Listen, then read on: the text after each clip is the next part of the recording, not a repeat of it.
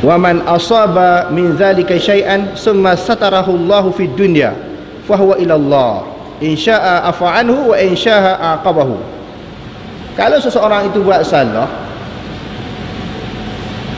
lalu orang tak tahu, dia tak kena apa-apa hukuman atas dunia, seserahkanlah kepada Allah Subhanahu Wa Taala untuk menutup kesalahan dia, ataupun Allah Taala nak bongkarkan, nak memberi kemaafan ataupun nak hapus dosa dia, terserah pada Allah.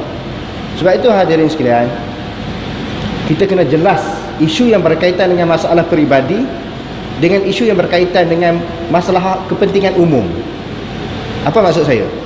Kalau seseorang itu melakukan kesalahan yang melibatkan peribadi dia, dia minum arak, dia berjudi, itu peribadi dia, kita tahu, kita nampak umpamanya, tak boleh kita sebut pula.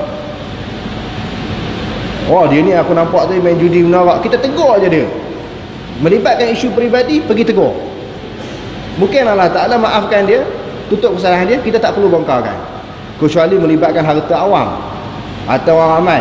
Itu bolehlah kita sebut sebagai masalah hati-hati dengan individu ni. Tetapi banyaknya kadang-kadang masalah peribadi kita sebut. Tak suka dengan si A, kita bongkar dalam ceramah, si A pula dengar, dia bongkar ceramah si B pula, sebut nama pula tu. Yang tu kita takut lah.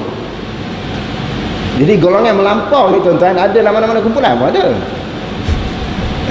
Golongan keras ekstrim melampau ini ada dalam mana-mana kumpulan, tak kira orang politik ke orang agama ke, sama. Sebab tu jangan melampau. Kumpulan A, kumpulan B tak kisah, tapi jangan melampau. Kadang-kadang kita tengok berlawan tu tak guna Sarawak langsung, cara hujah tu kita menjatuhkan maruah orang. Kita tak setuju dengan dia, okey, bukan suruh setuju dengan semua pandangan orang, tak. Tetapi padan-padan lah, berbeza pun berbeza, kita hantar boleh buka ceramah pula, buka majlis pula, tak boleh. Ada sini tak berlaku lah, kita kata ada dalam dunia macam tu.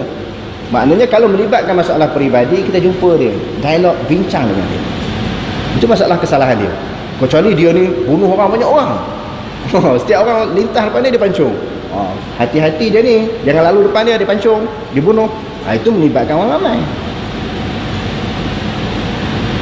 Lebih-lebih lagi kita nak berpegang kepada Quran dan Sunnah ini. Berbeza bukan bermusuh, berbeza bukan berkelahi. Itulah akhlak yang diajar oleh Nabi SAW. Wallahu a'lam.